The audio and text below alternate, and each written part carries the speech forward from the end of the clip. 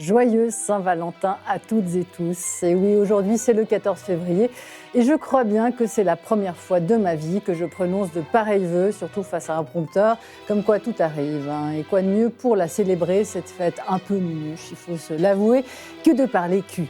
Celui qu'on fait et surtout celui qu'on ne fait plus. Parce que le sexe, apparemment, c'est dépassé. Poubelle, le sexe. Ce sont les sondages qui le disent, un peu partout où la question est étudiée. Aux États-Unis, en France, en Suisse aussi. Apparemment, nos échanges de flux seraient en récession. Chez les jeunes, surtout, mais pas que. Les plus vieux, sentez-vous aussi concernés. La crise du slip frappe large. Alors la faute à qui? À quoi? À MeToo, au porno, à nos chers écrans? Et faut-il s'en inquiéter? Eh bien, on en parle ce soir dans Le Point. Bienvenue à toutes et tous sur Les Monts Bleus.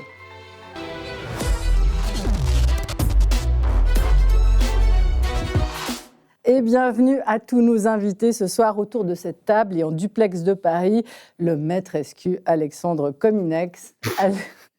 Alex in Paris, pour remplacer cette semaine Philippe Val, enterrement de Robert Badinter oblige.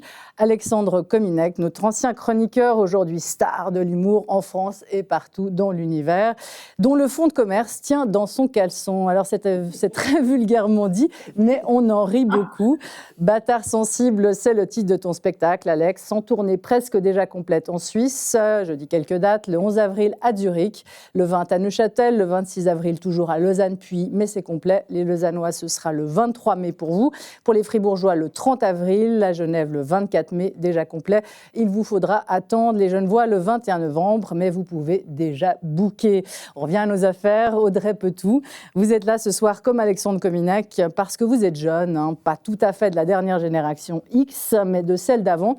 Vous êtes également conseillère communale en ville de Lausanne, coprésidente des femmes socialistes vaudoises et militante féministe. Amie de Julliard, vous, toujours extrêmement jeune, pour toujours d'ailleurs. Journaliste public bien connu de notre public, votre journal a sorti l'an passé un grand sondage sur la sexualité des romans, un peu misérable, il faut bien le dire, sur lequel on va revenir. Ferdinando Miranda, notre vrai expert, entre guillemets, ce soir, sexualité. Vous dirigez le centre Maurice Chalumeau en sciences des sexualités à l'Université de Genève, un centre qui finance des projets et des publications, notamment celle-ci sur le porno justement en Suisse, fiscalité de la pornographie numérique, perspectives et défis en Suisse. On le voit passer à l'écran. Et enfin, notre mâle blanc de droite assumé, Carlo Poncet, qu'on présente pour la forme évidemment. Tout le monde vous connaît, député UDC à Genève, pas du tout concerné par le sujet, j'en suis sûre. Mais le saviez-vous? Presque par mon âge, oui. Ah mais le saviez-vous, Carlo, que dans votre génération aussi, comparativement, on fait moins l'amour qu'avant.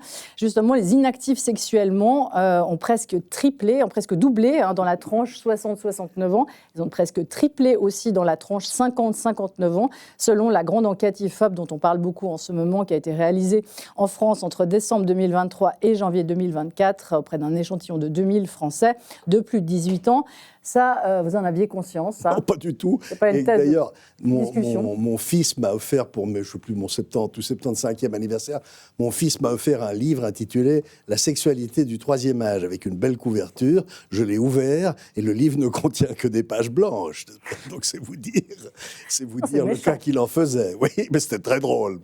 C'est méchant, mais il y a effectivement une baisse entre 2000, parce que les mesures ont été prises en comparaison entre 2006 et 2024, et on voit qu'il y a une chute.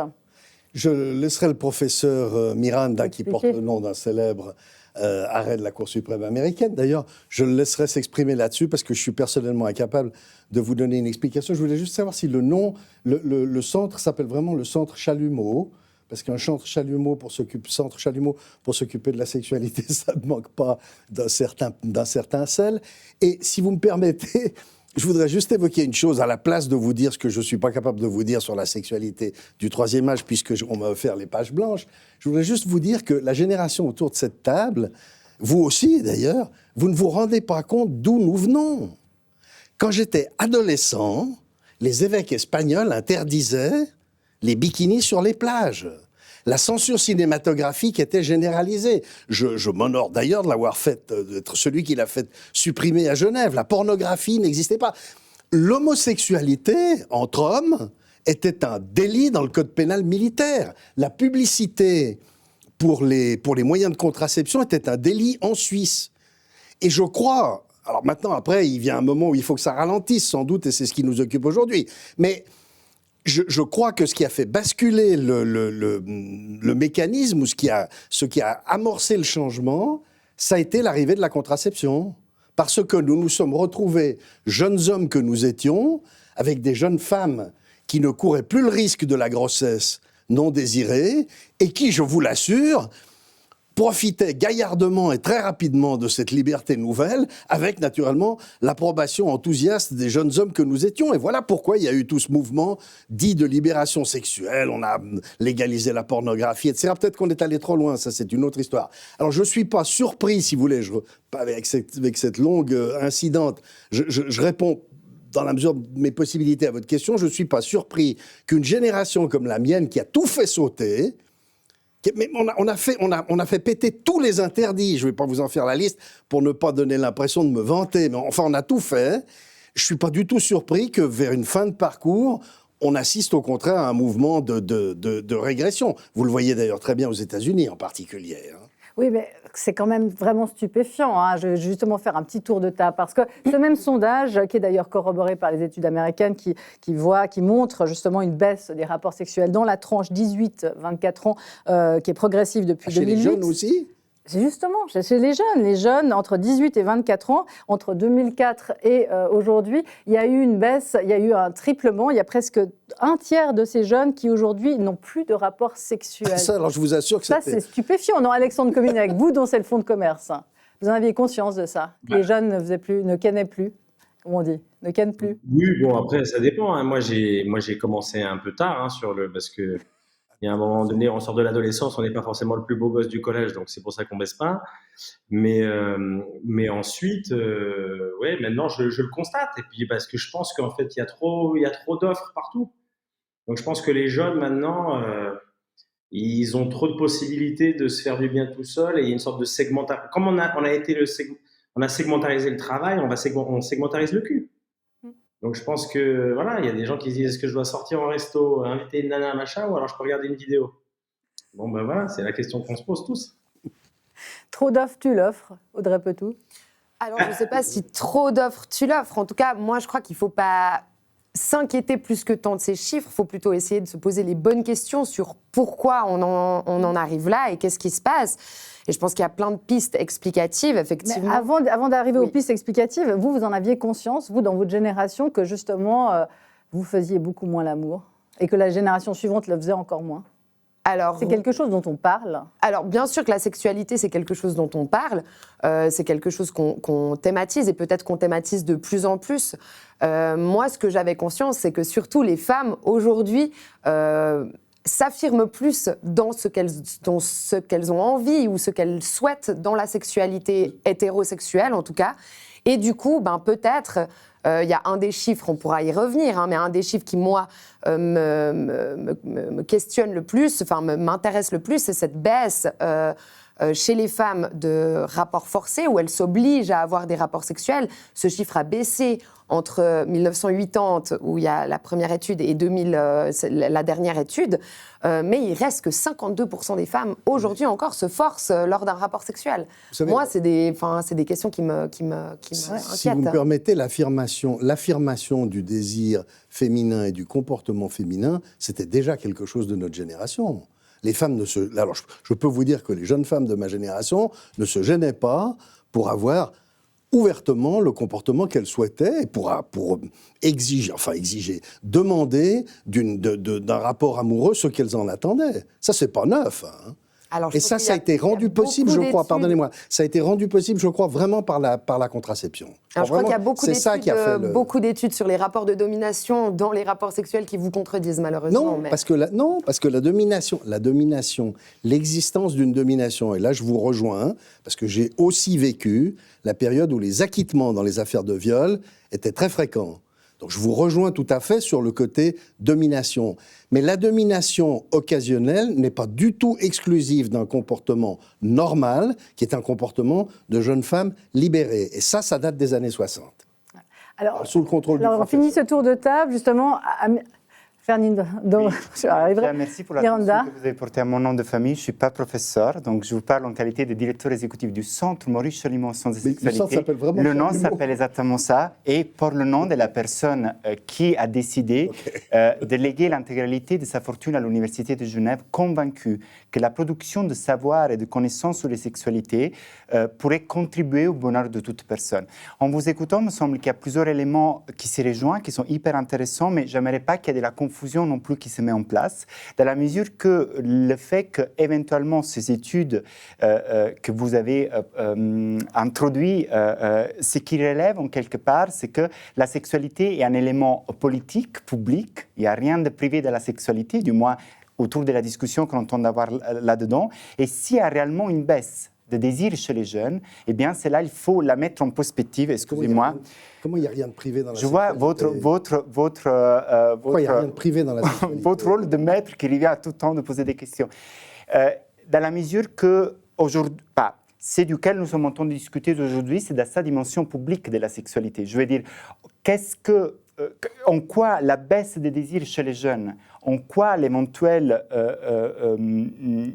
le fait qu'aujourd'hui, à différence de générations précédentes, on a moins de rapports sexuels, qu'est-ce que nous relève de la société d'aujourd'hui? Ah, ok, d'accord. C'est en cela qu'il me semble qu'aujourd'hui, ce soir, du moins, nous pouvons débattre de la question publique et politique de la sexualité qui va, à mon sens, s'inscrire, ce que vous avez d'ailleurs dit, avec la question des réseaux sociaux, avec l'affirmation de soi-même à l'adolescence. Alors, quelles sont les raisons, justement? Moi, je suis incapable de vous en donner. Les raisons sont multiples, je dirais. Il y a le numérique. Il faut voir toute la place qu'a eu la Covid aussi là-dedans. Il faut considérer l'accès au porno. Il faut aussi considérer ce qu'a aidé en partie. Je partage pas complètement toute la reconstruction historique que vous avez faite, mais une chose est certes, c'est que les avancées en termes de droits qui concernent les sexualités n'ont pas nécessairement comporté un avancement aussi culturel. Et là, je m'adresse notamment à l'éducation.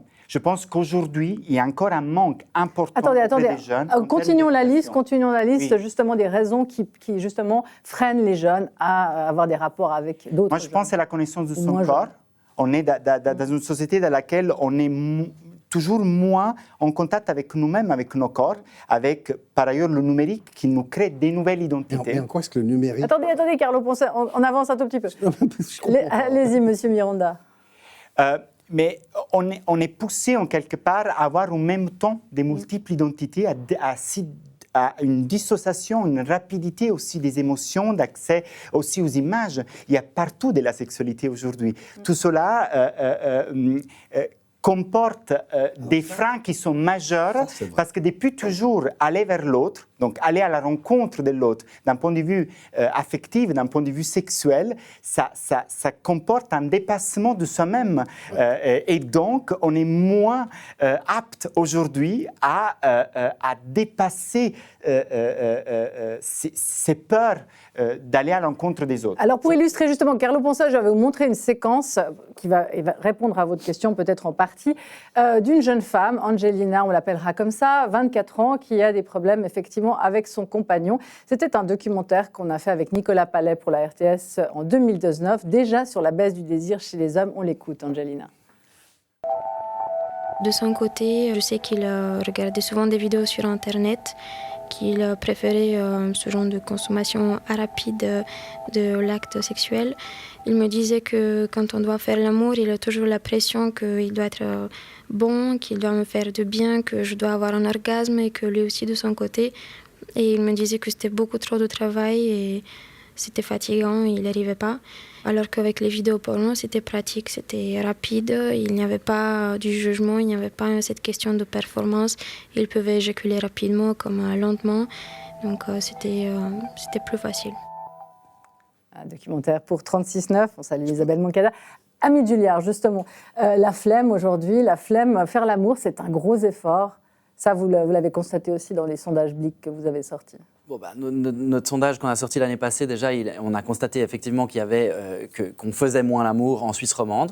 Donc en 2003, les gens disaient qu'ils faisaient l'amour 2,3 fois par semaine. En 2023, c'est 1,4 fois par semaine. Donc quand même une assez grande baisse et puis une population qui est assez peu satisfaite de sa vie sexuelle. Les causes identifiées dans ce sondage par les répondantes et les répondants, c'est à 41% la fatigue, à 27% le travail et le stress, et puis à 23% le manque de temps.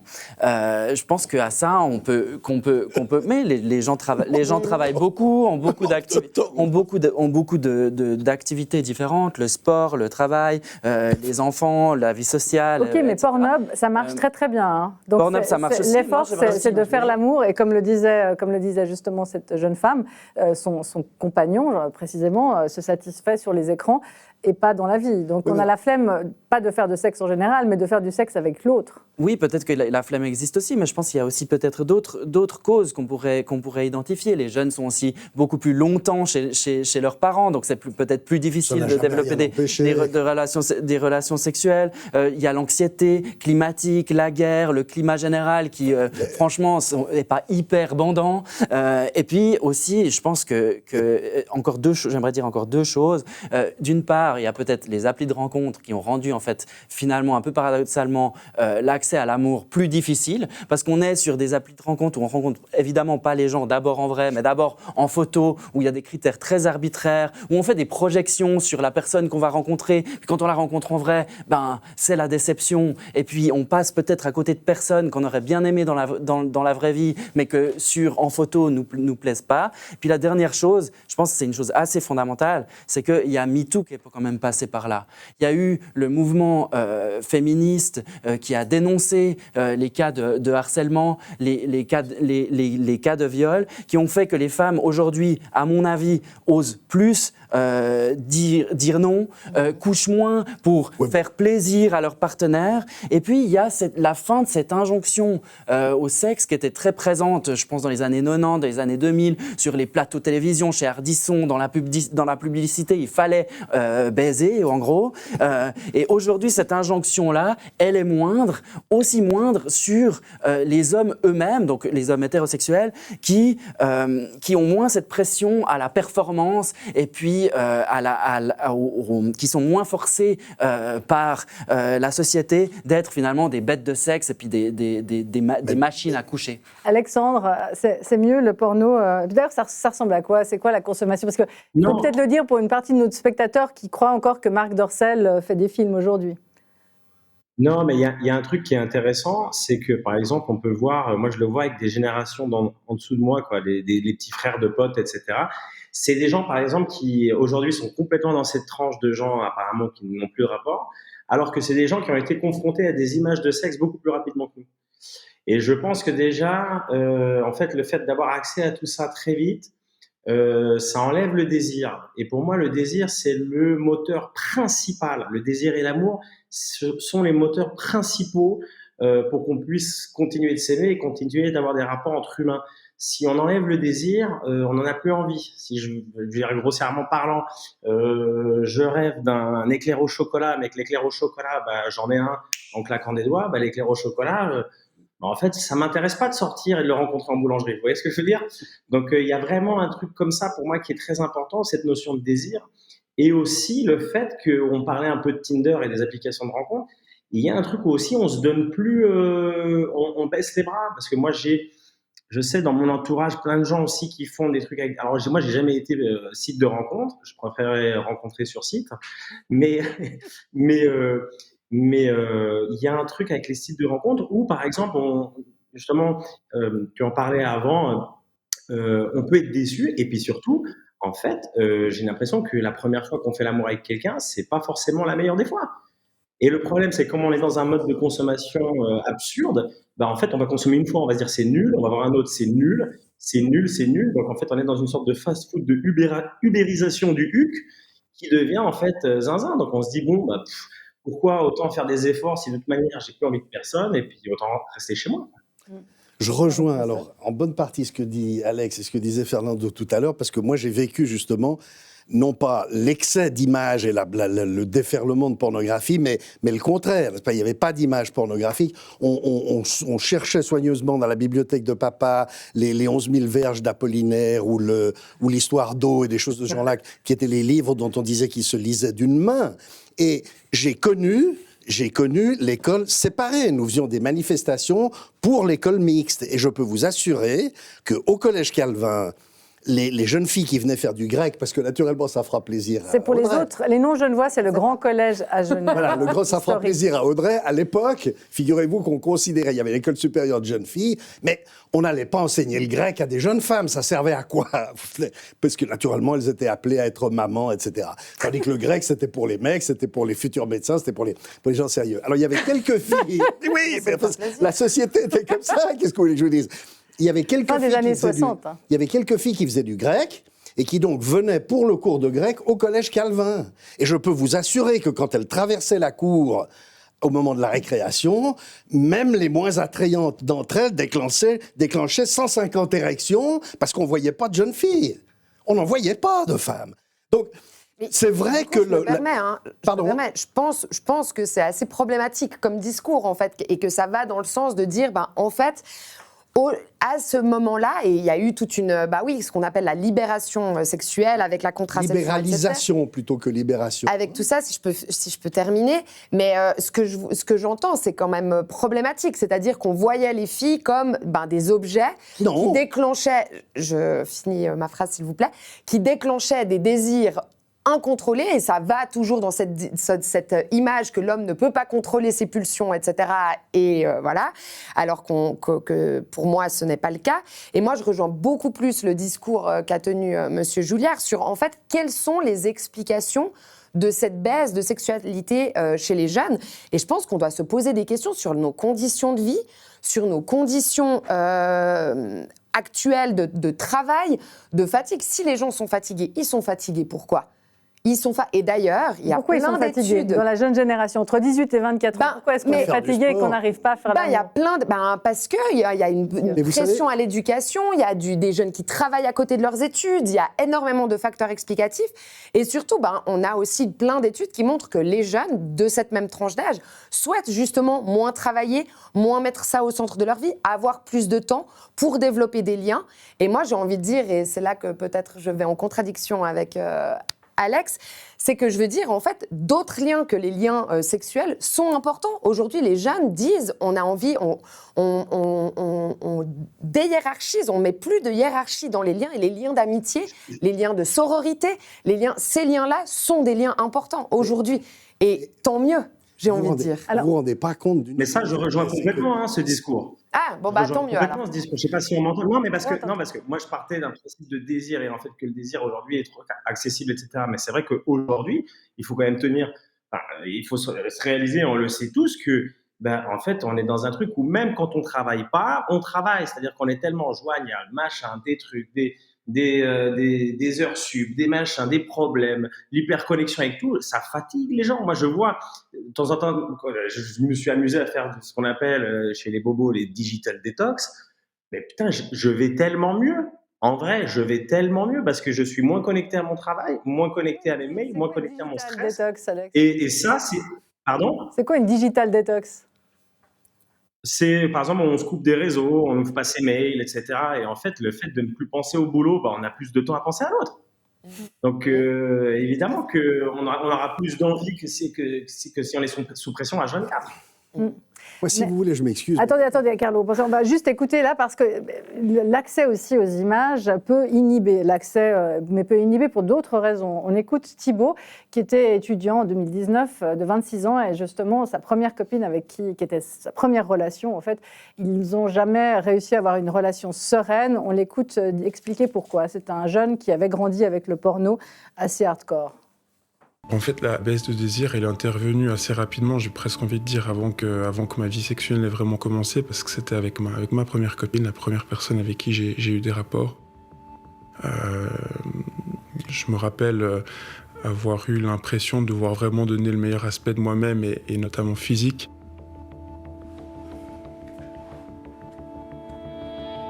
Je me rappelle avoir pris une douche en fait froide et avoir fait des pompes. Ça peut paraître bête, hein, des pompes juste avant, mais j'avais vraiment envie de paraître le mieux possible. Dès ce moment-là, en fait, quand on s'est mis à nu l'un vers l'autre, j'arrivais pas à avoir une érection, en fait.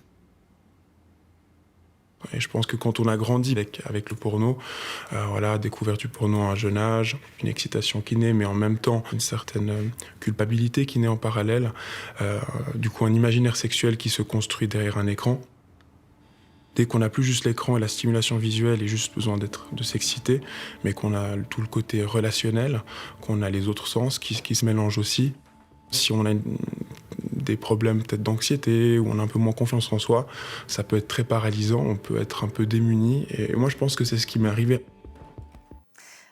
Ce qu'a mis Julia, il y a pas aussi un problème de communication et de rapport à l'autre tout court, parce que ce que montre votre sondage, publié l'année passée, c'est que, par exemple, des pratiques comme la sodomie ont régressé dans le courant des gens, et en même temps, ce que montre Pornhub, c'est que c'est la pratique préférée des Suisses.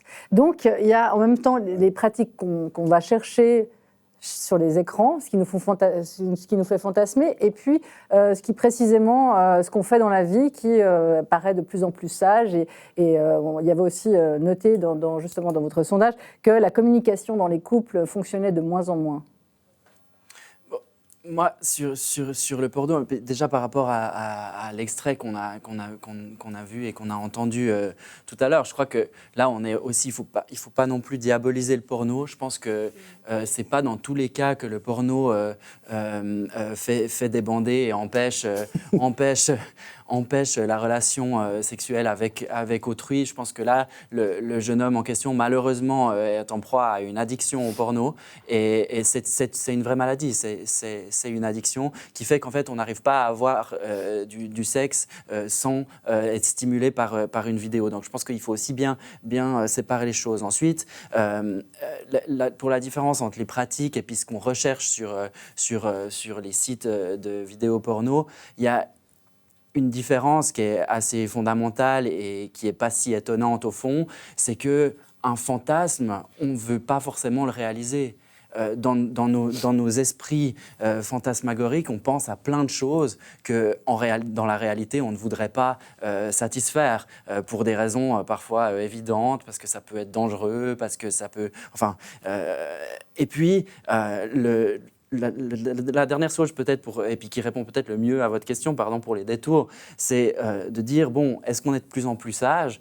En fait, pas vraiment, parce qu'on voit que cette jeune génération vise plutôt la qualité que la quantité aujourd'hui. Et puis, on voit aussi que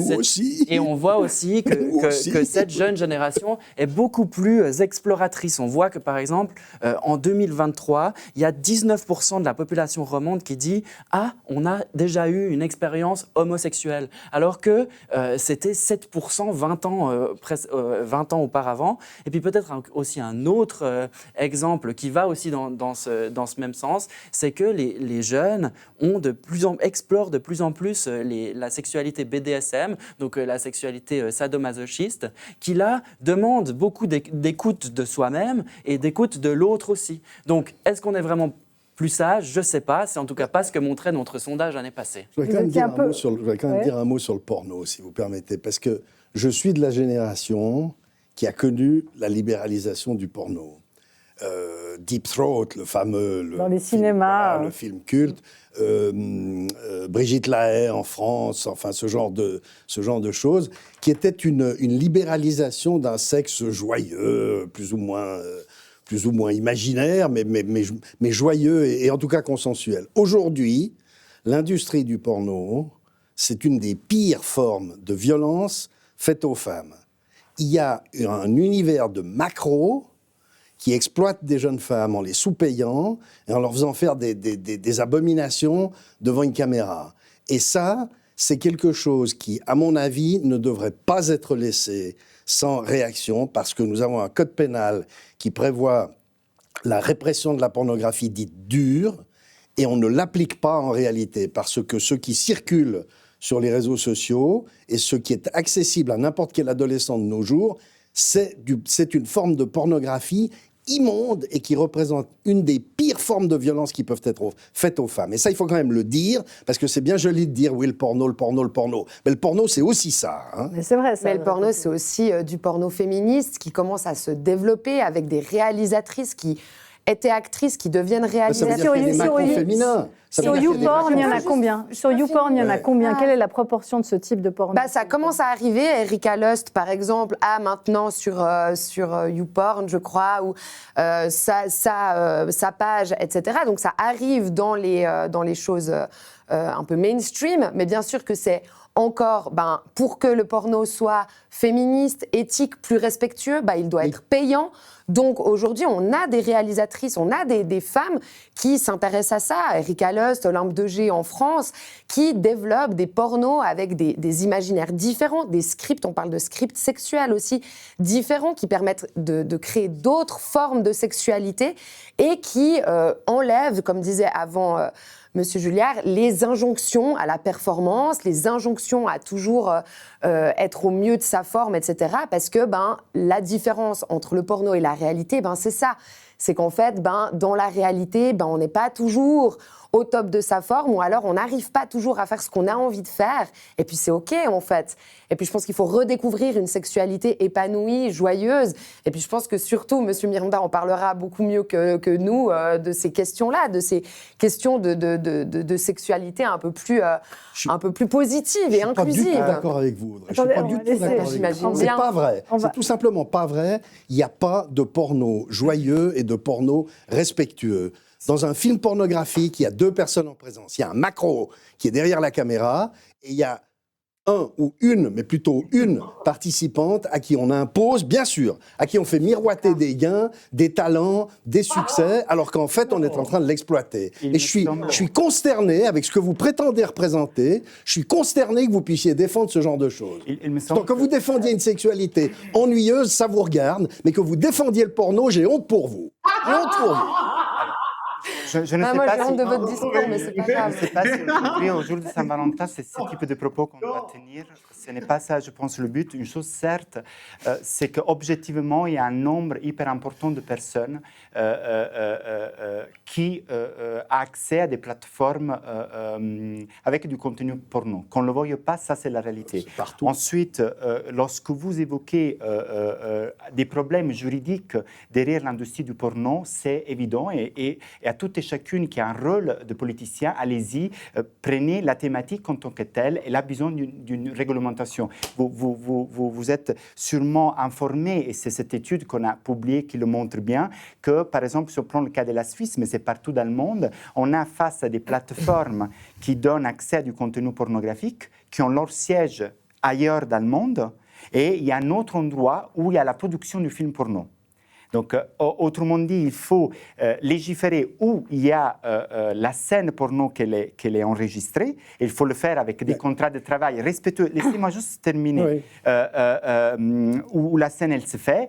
Ensuite, bien évidemment, vérifier que l'accès au porno soit fait pour des personnes qui consentent à voir du porno. Donc, il y a toute la question des adolescents. Et si on voit les données, et ces données nous montrent très bien que le premier accès à l'univers romantique, sexuel auprès des adolescents, ça se fait pour le porno. C'est la question que je vous adresse. Ne faudrait-il pas qu'on éduque les jeunes à l'accès au porno, qu'on éduque les jeunes au corps et aux aspects sexuels et de sentiments, parce que qu'on ne le voie pas, c'est une réalité, l'accès au porno. Et après, il y a les productions alternatives, et je termine par cela, que sont faites et que j'espère puissent trouver un jour une place.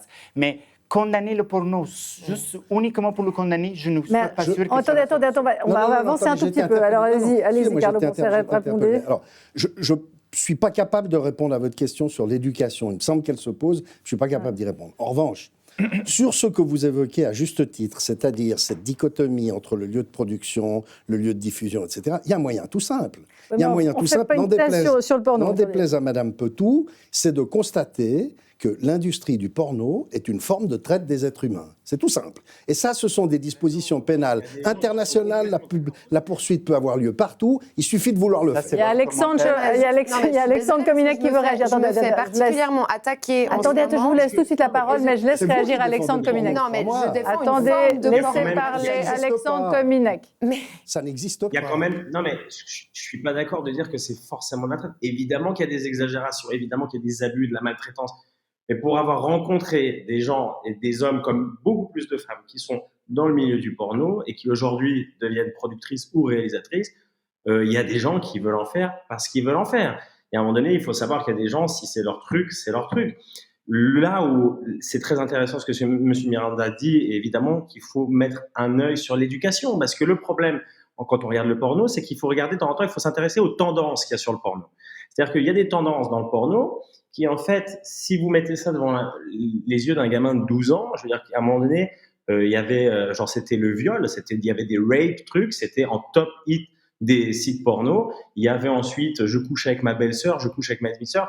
Donc c'est vrai que si on éduque des enfants à l'amour avec des images pareilles, quand on fait une petite rencontre dans la rue avec une fille qu'on ne connaît pas, non, si c'est pas notre belle-sœur ou qu'on la viole pas, peut-être que ça nous attire pas. Donc évidemment qu'il faut se projeter sur l'éducation du porno avec les enfants. Et la réponse de Mme Petou, c'est d'être des films porno de qualité. On avance. Monsieur Miranda, attendez. Non, mais je suis désolée, vous déformez complètement mes propos, monsieur. Pas du tout. Vous êtes complètement dans l'attaque. Mais absolument pas. Vous êtes en train de dire qu'il faut faire du porno de qualité, alors que nous savons tous ce que ça donne, et je parle sous votre contrôle, ce que ça donne quand des adolescents découvrent la sexualité au travers du film porno sur un téléphone portable. Enfin, on sait très bien ce que ça donne. Ça donne une image complètement falsifiée des rapports. Et nous sommes aujourd'hui la Saint-Valentin, des rapports amoureux entre hommes et femmes, ou entre hommes ou entre femmes, peu importe. Mais enfin, de mon point de vue, entre hommes et femmes, si vous me le permettez. Alors, une autre chose qui a aussi beaucoup bouleversé les rapports entre hommes et femmes, évidemment, c'est la révolution MeToo, généralement, pas que entre hommes et femmes, mais aussi entre femmes et entre hommes et hommes. On regarde sa dernière épisode. Parce que moi, je n'ai jamais été attirée par Benoît Jacot. Mais je me suis retrouvée avec lui. Et je me suis retrouvée dans son lit. Et je me suis retrouvée être sa femme, sa petite femme, son enfant femme. Son objet sexuel. Voilà. Et dans le fond, je pense qui signifie quand même des pratiques sexuelles imposées, puisqu'on parle de viol, on parle d'abus sexuels. On ne parle pas d'une histoire d'amour hors norme. Non, mais ça, de toute façon, c'est l'histoire qu'aiment se raconter les abuseurs d'enfants. Ils racontent, ils parlent d'amour, ils écrivent d'ailleurs des lettres d'amour, même ils comprennent pas une fois qu'ils sont accusés, ils disent « ben oui, mais je l'aimais pourtant, cette petite fille ». Qu'est-ce que la révolution MeToo, justement, a changé dans notre sexualité au quotidien? Attendez, Amine Julliard. Je ne sais pas ce qu'elle a changé. Je trouve que c'est intéressant parce qu'il y a eu, si on fait le parallèle avec la libération, la libération sexuelle de Woodstock de mai 68, c'était une libération effectivement liée à la contraception, etc., mais qui finalement était une libération sexuelle qui est restée sous le joug du patriarcat et des logiques de domination du masculin sur le féminin. Et aujourd'hui, depuis MeToo, puis MeToo qui continue aujourd'hui, on le voit avec Madame Godrèche, on a une nouvelle libération, mais qui va au-delà de la libération sexuelle, avec les femmes qui arrivent à aujourd'hui, avec cette libération de la parole, où on arrive à une plus grande égalité. On arrive à une sexualité plus égalitaire. On recherche cette sexualité plus égalitaire. Et je crois qu'il faut célébrer ça, et aussi célébrer le fait que, du coup, une des conséquences de cette révolution actuelle, c'est de dire on a aussi le droit de se laisser tranquille. On a aussi le droit de ne pas avoir envie. C'est juste. On a aussi le droit de préférer de regarder Netflix parce qu'on est fatigué de sa semaine. On a aussi le droit de sortir en boîte pour faire la fête et pas charreau une gonzesse ou un petit cul qui passe par là. On a ces droits-là et je crois que c'est un soulagement pour tout le monde, pour les hommes, pour les femmes. Et puis, c'est une pression. On a tellement de pression sur les épaules tous les jours, c'est une pression en moins. Alexandre, ça vous a enlevé une pression, MeToo? dans vos rapports avec les femmes? Écoutez, non, mais alors c'est très bizarre comme question ce que vous dites, parce que genre vous qui étiez habitué à cette ancienne génération, non, non, moi ça m'a pas enlevé une pression parce que j'ai toujours été correct. Vous sortez avec une femme MeToo, vous êtes Florence Foresti. J'ai dit vous êtes effectivement un exemple d'homme très contemporain aujourd'hui. Oui, mais enfin, moi non, j'ai toujours respecté, Après, c'est vrai que aujourd'hui, à force d'en parler, je pense que moi non, parce que ça ne m'affecte pas, mais peut-être qu'à force, je dis peut-être, c'est une hypothèse, peut-être qu'à force d'en parler, ça va changer le comportement des hommes avec les femmes. Peut-être qu'aujourd'hui, il y a des mecs qui ont plus peur d'aborder une fille, de lui dire est-ce que je lui mets une claque sur les fesses au lit, enfin j'en sais rien, mais peut-être qu'il y a ça, ouais. Peut-être que ça va changer. En tout cas, moi, ça m'a jamais perturbé. Et je trouve ça génial que des femmes puissent s'exprimer et puissent balancer les connards qui les ont maltraités. Je suis tout à fait d'accord. Je voulais quand même corriger un point, c'est que de mon temps aussi, on n'était pas obligé de sortir en boîte, déchaîner sexuellement. On pouvait aussi y aller simplement parce qu'on avait envie de danser. Donc ne vous attribuez pas des vertus que vous n'êtes pas le seul à avoir. En revanche, Sans doute, mais il y a des pressions qui étaient différentes d'aujourd'hui, des probablement, il y avait qui plus, étaient différentes. Probablement. En revanche, le MeToo en tant que tel, alors ça peut donner des excès, des abus, etc. Mais c'est fondamentalement une bonne chose parce que, et encore une fois, pardonnez-moi de me prévaloir d'être le plus vieux, mais vous n'avez aucune idée de ce qu'était le rapport, entre guillemets, normal dans le monde du spectacle entre une jeune actrice, un jeune acteur d'ailleurs, et un réalisateur à pouvoir. On était dans le registre de l'abus du début à la fin. Et je trouve très bien qu'aujourd'hui, je ne suis pas certain que ce soit toujours le cas, mais ça l'est au moins un peu, je suis rassuré de voir qu'apparemment aujourd'hui, une jeune actrice, même si elle a de la peine à trouver du travail, elle peut dire non à un quinquagénaire qui entend lui expliquer de manière très concrète ce qu'il attend d'elle. Tant mieux, si c'est le cas. On ne peut que s'en réjouir. Mais ce qui est très inquiétant, en revanche, Audrey Peutout, c'est qu'on voit que plus les femmes, les jeunes femmes, deviennent aujourd'hui majoritairement plus féministes, à plus de 50%. Il y a une étude, un rapport du Financial Times qui est sorti, la NZZ aussi a fait une étude récemment. En revanche, les jeunes hommes, les très jeunes hommes, deviennent de plus en plus anti-féministes, anti-progressistes et conservateurs. Je pense qu'on a toujours un backlash quand on a des avancées sociales, des choses qui avancent, une parole.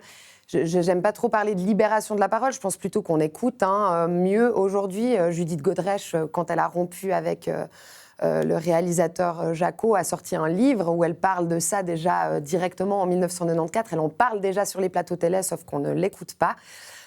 Donc, ce qui est intéressant, c'est justement avec cette affaire Godrèche de voir en fait comment maintenant ce qu'elle dit est écouté, alors qu'à l'époque ça ne l'était pas. Et je pense que ça, c'est important de le dire. Et puis, oui, quand il y a des avancées, quand il y a une meilleure écoute, quand il y a des droits, des choses qui sont... le progressisme avance, il y a un backlash. Il y a un backlash sur les questions d'avortement aux États-Unis, mais aussi en Suisse, mais aussi en France. L'avortement il y a un backlash. en Suisse. Il y a eu des initiatives, une tentative d'initiative de la part de votre a lancé deux initiatives. Je ne vais pas vous refaire l'histoire. Comme vous devez vous ennuyer dans la vie, madame, j'entends, c'est épouvantable ce que vous arrivez à raconter. Vous êtes sympathique, monsieur Poncet. Vous arrivez à allier un nombre de lieux communs qui m'impressionne de plus en plus. C'est qu'évidemment que le backlash est là, et puis peut-être qu'il se cristallise dans la nouvelle génération d'hommes qui, quand on a comme ça des moments, je crois qu'on est à un moment charnière de changement, de questionnement. Ça clive peut-être, ça questionne, les hommes se questionnent, et tant mieux. Et peut-être que, ça fait ces différences. Mais moi, je crois qu'elles ont toujours existé, sauf qu'à un moment donné, c'était les femmes qui ne les exprimaient pas et qui étaient plutôt dans des... C'est pas vrai. C'est plutôt dans des rapports de domination. On parle de grandes affaires, Depardieu, Godrèche, mais je pense qu'on peut vraiment le dire dans tout. Les relations femmes-hommes hétérosexuelles pour ce qu'on dit ici, il y a toujours des rapports de domination, il y a toujours des rapports, le patriarcat s'infiltre partout, tout est politique, on le disait avant, la sexualité l'est aussi, et le patriarcat malheureusement s'est infiltré jusque dans les couples, et aujourd'hui il y a des femmes qui disent en fait j'en veux plus. Je veux plus de ces relations sans consentement. Je ne veux plus de ces relations avec des rapports de domination. Et peut-être que ça fait partie de ça. J'espère, madame, que vous resterez minoritaire, parce que si votre discours devait s'imposer, qu'est-ce qu'on s'embêterait dans la vie? Mais je crois pas. Vous distillez un ennui, mais... Attendez, Carlo Ponce, on avance un peu. Non, mais pas d'attaque personnelle. Non, mais ça, on ne peut pas dire ça, là. Ouais. Mais merci, quoi. Non, je pense en effet qu'on s'ennuierait pas. Et en plus, oui, vas-y, Alex. En plus, moi, juste si je peux dire un truc, je comprends pas le titre de comment des jeunes femmes progressistes à des jeunes conservateurs. Enfin, moi, je suis hyper heureux de voir tous mes potes qui sont absolument pas attirés par tout ce qui est de notions conservatrices. C'est-à-dire, aujourd'hui, on préfère rencontrer une fille qui a vécu sa vie et qui est libérée sur le point sexuel que patriarcal, que d'avoir un prototype des années dont monsieur peut parler.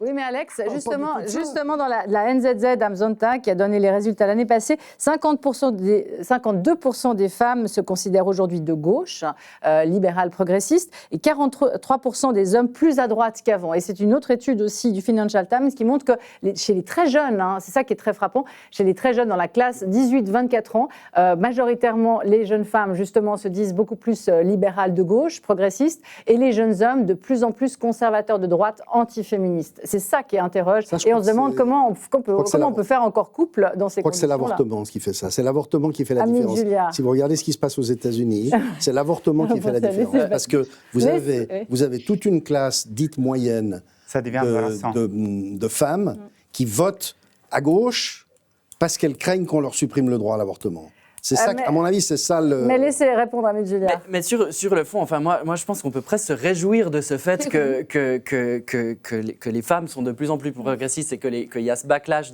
d'hommes qui sont de plus en plus à droite, parce que qu'est-ce que ça veut dire? Ça veut dire qu'on a des femmes qui disent aujourd'hui, nous, on peut faire sans vous, les gars, en fait.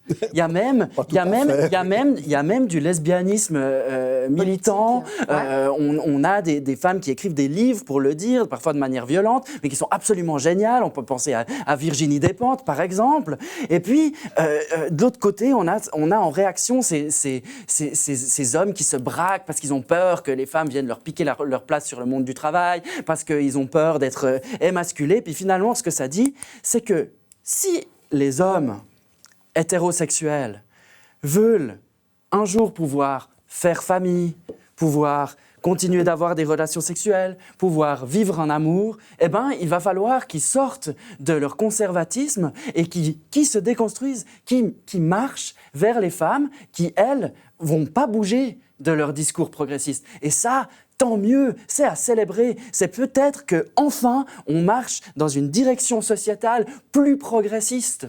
Peut-être. Alors, ils ont encore un petit vivier, les hommes conservateurs. On regarde tout de suite cette petite vidéo TikTok qui fait fureur, justement, sur les réseaux sociaux pour jeunes.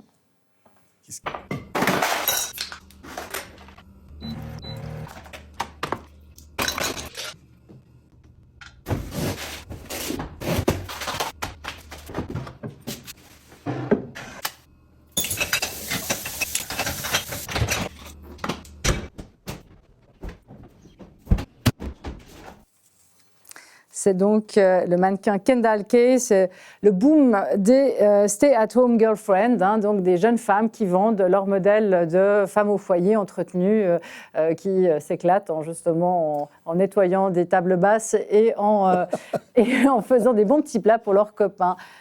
Monsieur Miranda.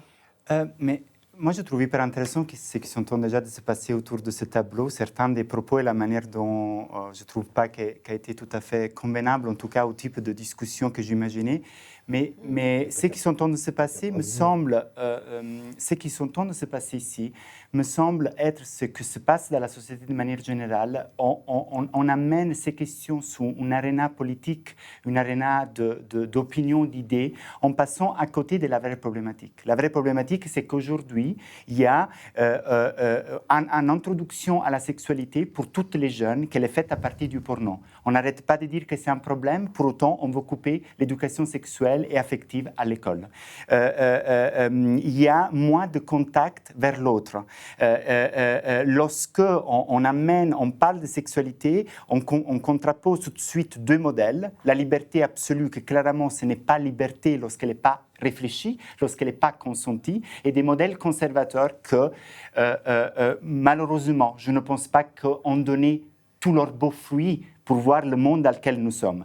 Et par ailleurs, je trouverais aussi dommage, toujours d'un point de vue d'observateur, si on pose la question entre une différence entre générations.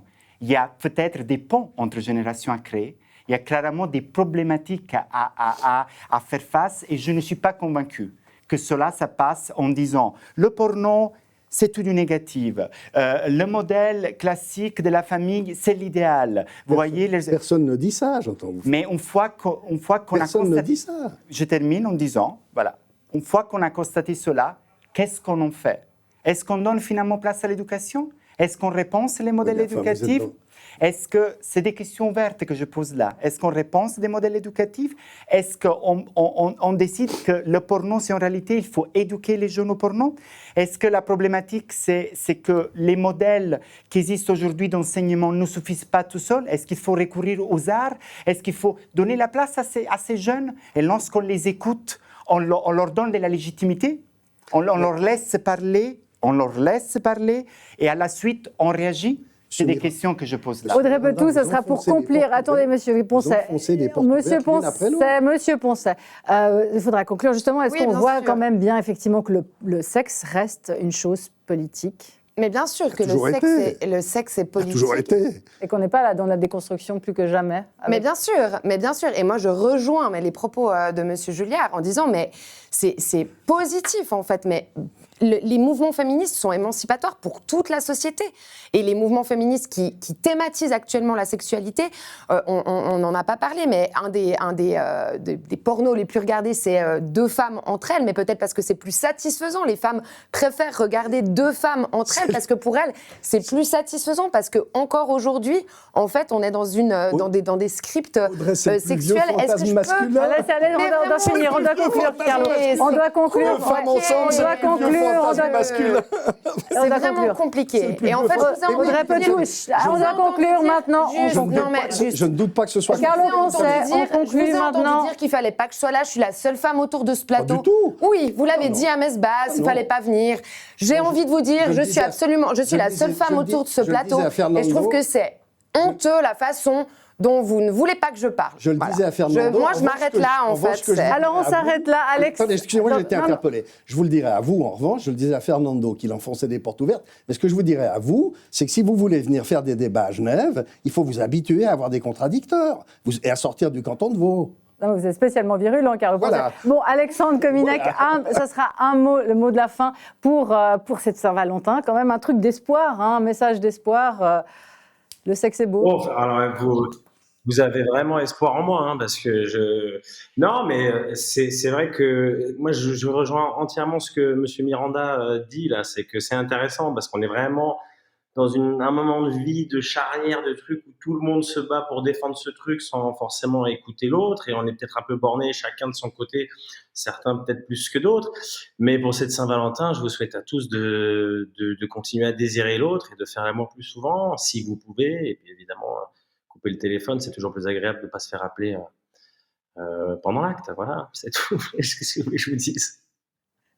Bonne Saint-Valentin, merci beaucoup Alexandre Kominec. Donc on revoit passer les dates de votre tournée pour Bâtard Sensible. On va les revoir. On va les dire, oui, une grande partie déjà vendue parce que tellement on l'aime, Alex Kominec. Merci à toutes et tous, Audrey Peutou, Monsieur Miranda, Carlo Poncet, Amit Julliard. Ce point donc sur le sexe qu'on fait ou qu'on ne fait plus, sur l'amour aussi un petit peu quelque part quand même, on espère. C'est fini pour cette semaine. Et merci à vous, chers téléspectateurs et téléspectatrices, décidément, de nous avoir suivis. On se retrouve, non pas mercredi prochain, mais dans 2 semaines. En attendant, c'est une excellente soirée et une belle fête quand même de Saint-Valentin à toutes et tous.